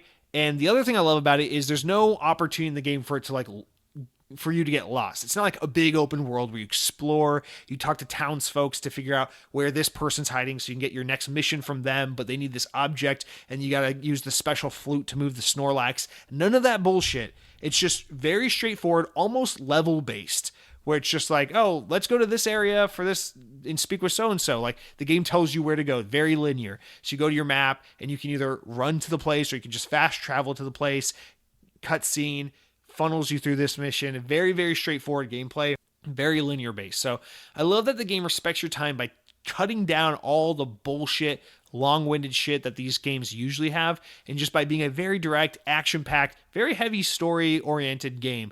Now, there's tons and tons of dialogue, tons of cutscene, tons of character interaction, tons of story and exposition, which is to be expected with these kinds of games, but again, it's like it feels so balanced, very much like Yakuza, because the game is so like, now you're fighting a bunch of enemies, you're fighting. Here's a long break with tons of dialogue and cutscene. All right, now we had a lot of cutscene. You're probably really tired of story and exposition. Let's go back to tons of gameplay and combat. And so it feels like it's always refreshing. Just when one thing gets old, the game switches you to the other and gets very refreshing. The story is really cool. It's very wacky. It's very, very Japanese. It's very like, okay, that's kind of cringe. Okay, that's kind of cool. Okay, this character is awesome. Okay, that guy's kind of weird. Very much in the vein of like any anime or Japanese game you've probably ever played, but I fucking love it. I love the cast. I'm really obsessed with a handful of the characters, and I'm loving the hell out of this game. And the thing is, the runtime of the game is about 20 hours. You know, perfect. A Japanese role-playing game you can beat in 20 fucking hours. Now, it can be much longer if you want. There's a male character and a female character. They both have different stories. So if you play one and you want to get the full effect, you play the other one's story next. And there are some things that kind of overlap, but it's kind of like a New Game Plus mode with a ton of additional content. So if you play both sides, there is some overlapping content, but it's mostly two separate games. So you have the option of doing both or just doing one. I haven't really decided if I'm going to see both stories through the end, but I do know that I'm very, very satisfied with this game so far. I highly, highly recommend that if you are a person who likes Japanese role-playing games, or if you're someone who's been very vocal about needing more Japanese content on Xbox, I think this is a game absolutely worth putting your support out there, buying, showing your support and your desire to have more of this stuff on Xbox. But I wouldn't go around saying, oh man, you like Gears of War and Forza and Halo and Game Pass, you'll love Scarlet Nexus. It's different. For a lot of Xbox gamers, it's different.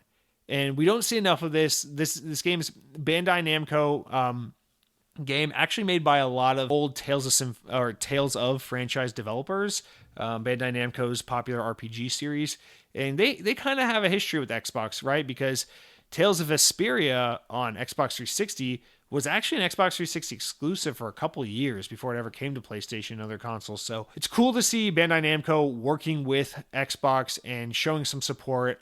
I love this game. I'm really, really excited to get back to more of it. And I highly encourage, if you're into Japanese role-playing games, or if you're curious about this game, or if you just want to show your support for more Japanese content on Xbox, I think this is definitely a game worth checking out. But that being said, if you're not sure if this is the game for you, there is a demo available. Maybe wait for a sale. I'm sure this game will be in Game Pass within the next 6 to 8 months. I don't know.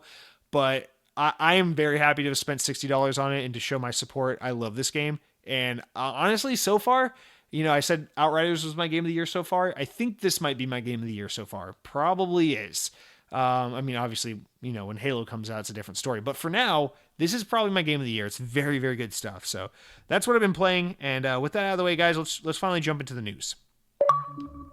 All right, so we had another overindulgent comment section this week because we have another post E3 kind of slower news week. But we have a decent amount of stories, just nothing too mind-blowing to get through. But our first one comes from Windows Central, as always, which reports that Remedy today, or this week, announced its partnership with 505 Games to make a multiplayer spin-off game of its popular 2019 title Control. It's in development for PC, PS5, and Xbox Series X and S, codenamed Condor. It'll be a 4-player PvE co-op title, so this is instantly weird just because Remedy's not a huge multiplayer team, and they're making a PvE game, so this just screams we need a game that makes money past the initial sale. And the article says, according to Remedy's announcement, the two developers are working together to co-publish Condor. Rami and Gaffy Galante, co-CEOs of 505 parent company Digital Bros, said that the intention of the title is to keep the game playing, keep players gaming, keep gamers playing, keep layman gamers for years to come. Saying, quote, as a multiplayer game, Condor has the potential to engage a gaming community in the long run, contributing to 505 Games' product revenue stream longer than traditional games. The two studios are working together on another title in the Control series, a high-level collaboration, a bigger budget Control game to be agreed in more detail in the future. So isn't it funny how I said that even before we read it? Promise I didn't pre-read that part. And then the article wraps up by saying that Control is also connected, of course, to the Alan Wake universe, and the rumor already has it that there's a Alan Wake remaster coming to the Epic Game Store. Previously, Remedy announced that it's had a partnership with Epic Games to publish 2 games, so they have a lot of irons in the fire, a lot of coals in the fire, various other publishers, so lots coming from Remedy, but now we know, even though Control's already continuing and they got some other games with Epic, and they're apparently making a campaign for Crossfire X, yet another game that was announced for Xbox and then just never came out. Holding you accountable, Microsoft. But yeah, another one of those games. So my big thing here is Remedy's spreading themselves pretty thin. I'm sure they're growing and splitting into new teams, but they've got a PvE Control multiplayer game coming out. They got a new Control game that's going to be bigger, higher budget, more fidelity, whatever. And then they've got 2 games they're working on that are going to be published by Epic for the Epic Game Store. And then they've got a rumored Alan Wake remaster coming. And then they've got Crossfire X's campaign, which is coming to Xbox Series X in 2000 never. So the fact that Remedy is spread, I mean, and think about that. Remedy's not a massive team at all. They're independent. They work with various publishers. They're still an independent studio. They had to have sized up quite a bit to accomplish all these projects, because that is, for any studio, spreading yourself way too thin. So I don't know what the plan is here. At this point, I think the Crossfire X campaign, remember, that was originally supposed to be a launch title for the Series X. We haven't even heard of it. That's basically vaporware at this point. So, the Alan Wake remaster, you can source that out to someone else. So it's like, okay, well, there's 2 things you can knock off the list right there, I guess. But Remedy seems to be spreading themselves pretty thin, and I don't know that a PvE game is really the route to be taking when you are a team that is so well regarded for your narrative-driven single-player content. And now, granted, I doubt anything Remedy makes is really that hot of a seller. So this is the publisher saying, listen, we make some money, okay? And this is Remedy also saying, we need to make some money. We need a game that people will do the microtransaction dance inside of. So that's what this is about. This is fishing for their, like, everyone wants their white whale multiplayer game. I can't imagine this works out in any capacity, but we will have to wait and see. I think the big story here just being that Remedy is really pushing themselves way too far. They are some of the best talent in the industry, and I think we're about to watch them make some really catastrophic mistakes. Remedy was a team I really wanted to see Microsoft acquire when they were going on their acquiring rampage. For the most part, I'm not pro these big companies buying up all the talent in the industry, but if there were a few companies here and there that I could hope that Xbox might bring into the Xbox family, Remedy was one of them. So it's funny to see them doing all of this instead of coming home to Xbox, where, let's be honest, it's where they really belong. Next up, Windows Central reports that back in December of 2020, BioWare veteran Casey Hudson departed the company without mentioning that he'd be working on next. That was the second time he left BioWare, by the way. Hudson announced this past week on Twitter that he has founded a new studio, Humanoid Studios, a Canadian-owned team of talented developers from around the world. Humanoid Studios is aiming to bring innovative and innovation and artistry, as the team will be working on new IP, although no further details have been given other than that the game will run in the Unreal Engine 5. No matter how the game shakes out, it's early days for the team, so we wouldn't expect to hear anything for a long while. Throughout his tenure at BioWare, of course, Hudson worked on games like Star Wars Knights of the Old Republic, Jedi Empire, the first couple of Mass Effect games, and Anthem. It'll be interesting to see if what genre Humanoid Studios is targeting, and whether or not it draws on Hudson's long familiarity with science fiction and worlds and ideas. So, I mean, I guess this was just a matter of time before we learned what Casey Hudson was doing, right? He's come and gone at BioWare a lot. BioWare is a studio that's more or less completely shaken up and fucked at this point. Fucked in the sense, not in the sense of their next game is going to be a disaster guaranteed, but fucked in the sense that it's this company that rides on the success of its name from back in the day, but it is comprised of almost no one who initially made that studio great with the likes of KOTOR or Mass Effect or any of these games. And now it's just basically a name attached to all these franchises that are struggling to satiate their fans, whether it be Mass Effect or Dragon Age. Remember, Dragon Age 4 has been announced and re-announced and teased endlessly for about 1 billion years now. So if we don't see it in action in a few weeks at EA's Play event on, I think, July 22nd, then that game's basically vaporware at this point as well. I'm just going to call everything vaporware that gets announced and we don't see for a while, so get used to it. Okay, Lethal Migraine, I can already feel you bitching. I can feel you fuming with your fucking Raising Canes and your goddamn whatever soda you find acceptable. Shut up. It's vaporware. But no, all joking aside. Yeah, I mean, what is there to say? I feel like we've been getting a lot of this these past few months. PlayStation's been doing it a lot. Xbox has done it a few times in the past few years. We see lots of smaller studios doing this. This talent has teamed up with other people in this country to form a new studio. The studio's name is blank. That's great. We've been telling this story so many times. Like, what am I supposed to take from this, huh? Listen, Casey Hudson's a very, very big piece of talent. That's a very talented man. It's a very storied person in the industry. A lot of people would be curious to know what the fuck is Casey Hudson working on next, right? Well, the thing is, at this point, Casey Hudson hasn't, worked on Anthem. His real last big project was probably Dragon Age, or no, he didn't work on Dragon Age. He worked on Mass Effect, really. Like, his last massive project, his last, real, slap your name on the box kind of project was, 2011's Mass Effect 3. So it's what does Casey Hudson have cooking right now? Who fucking knows at this point? I assume it's probably going to be something in the vein of what he's done in the past, which are these Western RPG style games. But again, it's we know this man's name, we know his legacy, hasn't really put out a product in a pretty long while. New studio. If you got nothing else to say, then, I mean, the news really stops there, doesn't it? It's okay, Casey Hudson has announced the name of his new studio and they're working on a video game. What else is there to say?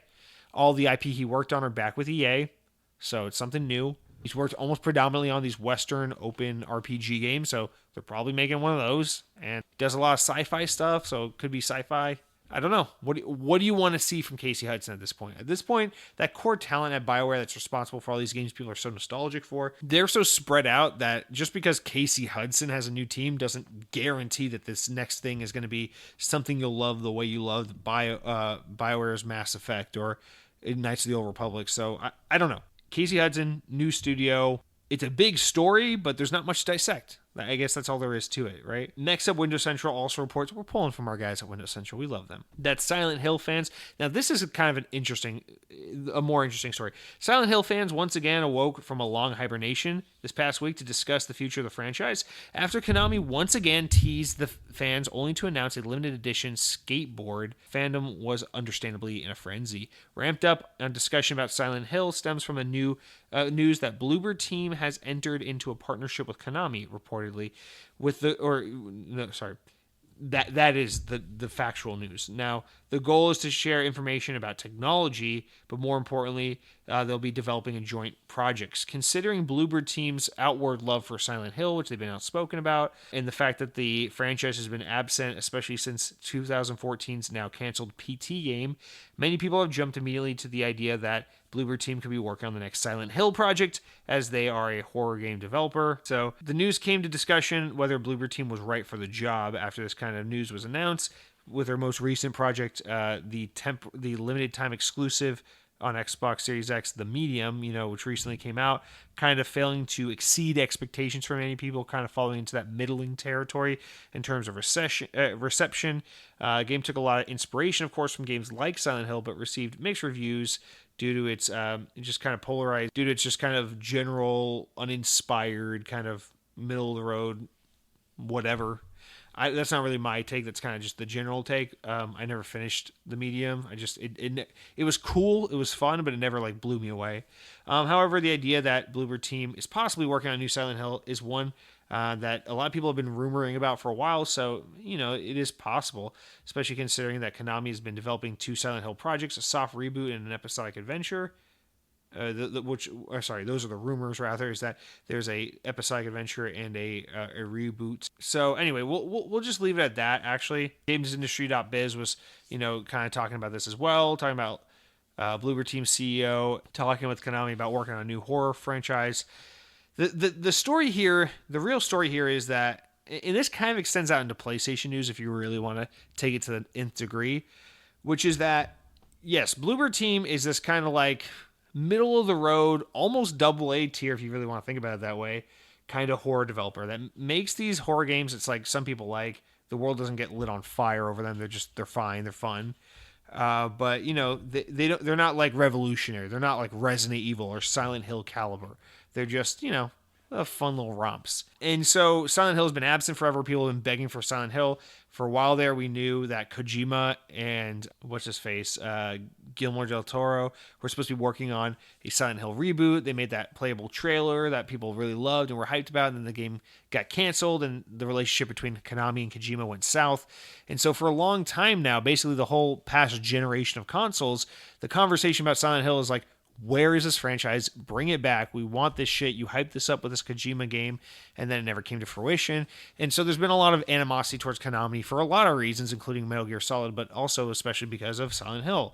And so this fact that now Konami, who's been really uninvolved in video games in recent years, is like, yeah, we're going to work with Bloober Team. We're going to share information, technology, and assets and things like that. And they're working together at some capacity, and the rumor is they're making a game together. All of a sudden it becomes, well, Bloober Team just makes these middle-of-the-road horror games. Konami hasn't really been involved with video games lately. Does this mean Konami wants to make a new Silent Hill game or a new horror game, but kind of put a middle-of-the-road budget into it and get like a middle-of-the-road developer and kind of do it on a budget? And that's kind of like what comes up to my mind first, is they don't want to go back and do PT. They don't want to invest that kind of money on that kind of project. They want to go half-ass. But that doesn't really make sense to me, because if you're Konami and you own the Silent Hill franchise, you say, what does our competition look like? And if you're Silent Hill, your competition's Resident Evil. Well, over at Capcom, Resident Evil is doing really, really, really well. It's come back with quite a surge of popularity, quite a vengeance. The newer Resident Evil remakes and original games like Resident Evil 2, 3, 7, and 8 have all done very, very well commercially. Reception-wise, they've done very, very well. People are really digging these games. There's been a big resurgence of this kind of modern take on classic horror video games. And so if you're Konami, the pressure's on, right? You can't afford to just ignore Silent Hill. You can't sit on that property when Silent Hill's biggest competitor is back and bigger than ever before. Well, not bigger than ever before, because technically Resident Evil 4 and 5 were the biggest sales-wise in those franchises. But anyway, 4, 5, and 6. But the fact that Resident Evil is back and doing so incredibly well, both commercially and critically, and Silent Hill is just completely MIA, means that you'd be stupid to not use the franchise. You either need to license that shit out and let someone make something, or you need to get something in-house and do something about it. And so getting Bloober Team, no offense, to me just says they want to do it kind of on the budget, because think about like making a horror game today, and you're like, okay, Capcom are the kings. Kojima seemed to be a great candidate, his team with PT and everything. And then, you got like Outlast developer Red Barrels. They're pretty damn great. They're an indie dev that's grown and risen a lot in popularity thanks to the Outlast series. And it's like, well, there's a lot of options out there, but Bloober Team isn't at the top of that list. They're somewhere in the middle.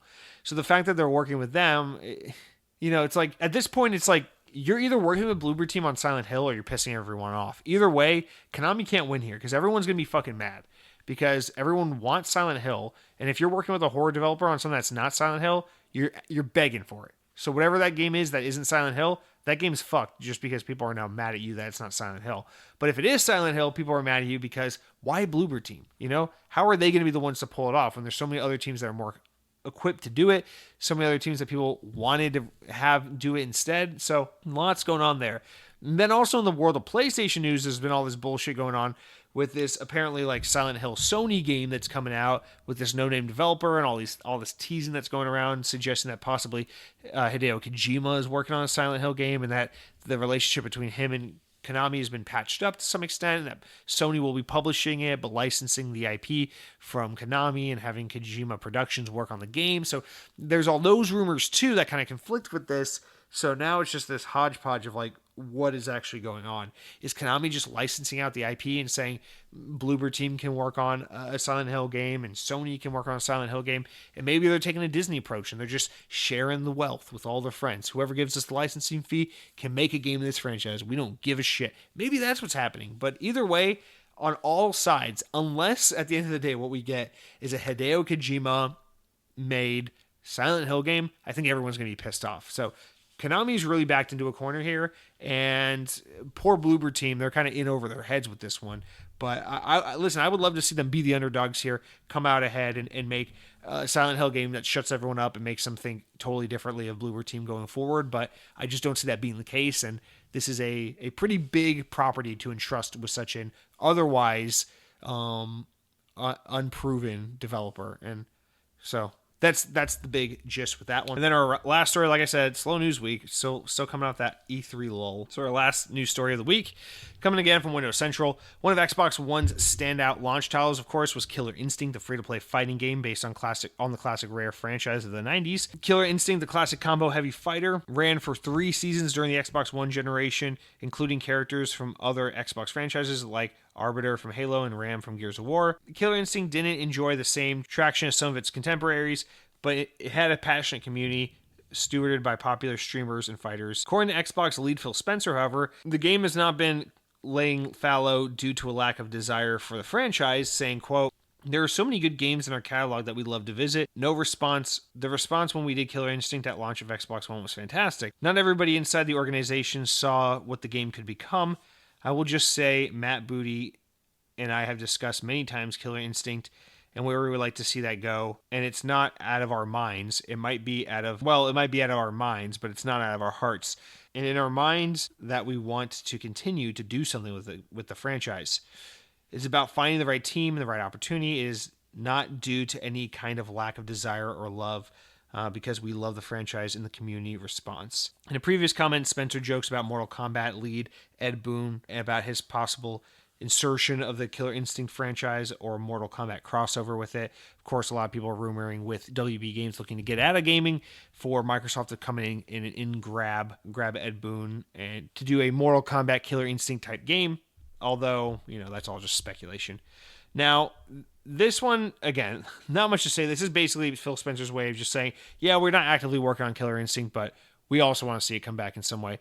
The thing is, Killer Instinct, while it was free to play on Xbox, so obviously it was accessible, the thing is, it was stranded on Xbox One at a time where Xbox One wasn't selling hot and when it wasn't a cool console to have. You put a new Killer Instinct on Xbox Series X through Game Pass in a time where Game Pass is really popular and Xbox is a lot more respected, I think it has a much better chance of surviving and thriving, really. It's all about just getting the right developer for the project, I believe. And yeah, if they could get NetherRealms to agree to do or somehow get them to do a Killer Instinct game, yeah, of course that'd be a huge win.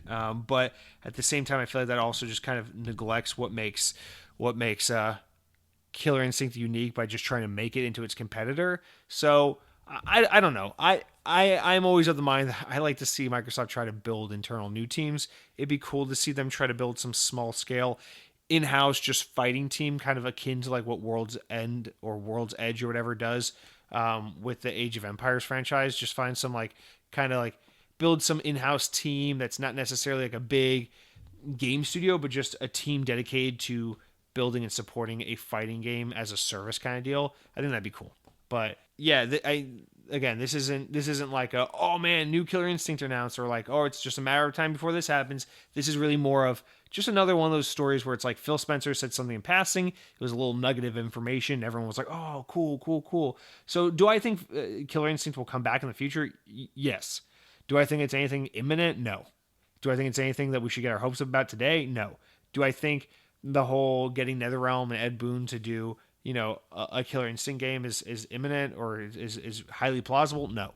I really don't. I think Ed Boon and NetherRealm are pretty focused on Injustice and Mortal Kombat, and that's going to continue to be their beat, whether it's WB Games or someone else publishing those titles. But I think that's going to continue to be their beat. So I don't know. I think finding someone to compete with the likes of Mortal Kombat rather than getting Mortal Kombat to do it is more plausible. But who knows? I'm wrong about shit literally all the time. So we'll have to wait and see. Again, this is a week of news stories that are short, sweet, not much to divulge, and we'll have to wait and see. But that's going to do it for all of our news this week. Now let's jump into our important enough news. Stories important enough to make the podcast, but not important enough to warrant their own discussions, of which we have a small handful. GamesIndustry.biz reports that Microsoft has brought its cloud service gaming to PC, Apple platforms, and the company today announced that Xbox Cloud Gaming Beta is now available on Windows 10 PCs and iOS phones and tablets, of course, through Xbox Game Pass Ultimate. In each case, users can access the service by going to xbox.com/play on a Chrome, Edge, or Safari web browser. The company also says that it's upgraded its data centers so that its cloud gaming services are able to run on custom Xbox Series X hardware for faster load times and improved frame rates. Streams can now be now limited to 60 FPS at 1080p to ensure lowest latency possible. Next, Windows Central reports that 343 Industries have announced in their new Inside Infinite blog post that Halo Infinite's first multiplayer season will be called Heroes of Reach. It's not clear what the content will be included in the season, but we're expecting lots of Halo Reach themed content, such as armor sets worn by Bloober Team and in Halo Reach's campaign. Heroes of Reach will go live when the game launches later in holiday 2021. Next, Windows Central also reports that after being tested in Grounded's public test ring, the Shroom and Doom update is now available. The update is the largest update the game has received and brings a bunch of new content for players to explore. IGN also reports that after years of post-launch DLC support, Forza Horizon 4 is getting its final batch of new content in its next update for a while. This is pretty normal as they gear up for Forza Horizon 5. They leave the previous Horizon title to lay fallow while they focus on the new one. Senior producer Tom Butcher discussed this on a Forza Monthly post, detailing that they're shifting to Horizon 5, as I said, so that is not surprising. Windows Central next reports that Mojang Studios have announced earlier in the year that Minecraft Earth would officially reach its end of life, and this week it has done so, meaning that the game is now gone for good. Minecraft Earth has been removed from app stores and will cease to be functional for the remaining players that were taking advantage of Minecraft Earth's parting gifts the last few months it was around. And then our penultimate story says IGN reports yet another group of Blizzard veterans are forming their own studio. This comes with the support of Tencent Gross. The new group is called Uncapped Game Studios. It's being led by David Kim and Jason Hughes. Uncapped will be working on a new RTS for PC. These guys worked on a lot of StarCraft 2 content, and the game will be revealed at a later date. Shocker. Does that story sound familiar? Yep, it's all we ever hear these days. And finally, GamesIndustry.biz reports that Electronic Arts has agreed to purchase Playdemic from Warner Media for $1.4 billion in an all-cash deal. Founded in 2010, the Manchester, UK-based Playdemic is best known for the development of mobile and Facebook game Golf Clash. So, fucking who cares? That's going to do it for all of our news stories and whatnot of the week, you guys. Let's wrap up with the new game releases of the week, of which there are 15 new titles coming to Xbox. We'll blast them real fast. There are Spirits of the North Enhanced Edition, comes out June 28th, so it's out now. Series X Enhanced, and you play as a wolf that shines light, probably has some form of wolf or fox cancer. Arkin, the dog adventurer, looks like Doge Fox thing in 2D animation, so lots of furry dog games this week. Flatland Volume 2 literally looks like some knockoff of Celeste, but Celeste is a good game. Onirike comes out on June 29th and looks like some Tim Schafer looking carnival misfits kind of game. And then Synchro Hedgehogs comes out June 29th. Little hedgehogs running around, a little 2D sprite hedgehog game. Can't go wrong with that. Zombie Ate My Neighbors and Gold Patrol. Weird to see Disney re-release these two classics, but here we are, June 29th, they're now out. Warhammer 40k Space Wolf. This game is $17, and my brother tried to ask me for this for his birthday, and I didn't buy it because I said Warhammer was too nerdy, so there's an anecdote for you. Doki Doki Literature Club Plus comes out June 30, Xbox One X Enhanced. People keep telling me to play this game, but I kind of refuse to do it. Mina and Michi comes out June 30th. It looks like something you played on the 3DS, which is something you played on the NES. Escape Sequence comes out June 30th. How do I feign excitement for all these fucking games with these little top-down 2D sprite pixel things just staring at walls doing nothing? Blaster Master Zero comes July 1st, optimized for Series X Smart Delivery. I always wanted to love this game. I tried so fucking hard to love this game. I kept playing it on my 3DS, never clicked with me, but now it's on Xbox. The Procession of Calvary comes out July 2nd. This looks like one of those old paintings you look at in a French museum and go, wow, sure I'm glad I was born in the 21st century where we have Xbox instead of goddamn paintings of naked women touching children's hands. Super Destronaut DX2 comes out July 2nd. It's some Space Invaders knockoff shit. Treasure Hunter Simulator, July 2nd. It's a treasure hunting simulator knockoff, some Sea of Thieves knockoff shit. Walden comes out July 2nd. Not the book, it's the game. And that, it literally is based off the Thoreau novel, actually. Oh, cool. Epic World Game Explained, blah, blah, blah, blah, blah. Oh, nope. I'm losing my interest. Okay, and that's going to do it for all the game releases of the week. Guys, it's a new month, which means new games with gold, which means 4 new opportunities to be disappointed. Because games with gold is almost always shit. We got, for the whole month of July, Planet Alpha available. Go download that now. Then from July 16th to August 15th, we got Rock of Ages 3 Make and Break. Never heard of it, nor will I ever play it. From now until July 15th, we got Conquer Live and Reloaded. Obviously, that's the highlight of the pack. Definitely go download that. Classic rare game. And then Midway Arcade Origins available July 16th through 31st. I'm excited to download that, but I probably will never play it if I'm being honest. But got a little Xbox OG content, some 360 content, and some more modern entries. So there you go, guys. Some new games with gold. And that's going to do it for our week here on Xbox On. Sorry if this was a little bit of a boring week. I don't know what to tell you. There's some weeks where everything's hitting on all cylinders, and the news is great, and the commentary is great, and the comments are great. And then there are weeks like this where it's like, it just feels like not everything's there. But you know what? It's not about having a great show every week. It's just about having a show every week. So fuck you. You get what you get. You don't pitch a fit. And until next week, guys, power your dreams.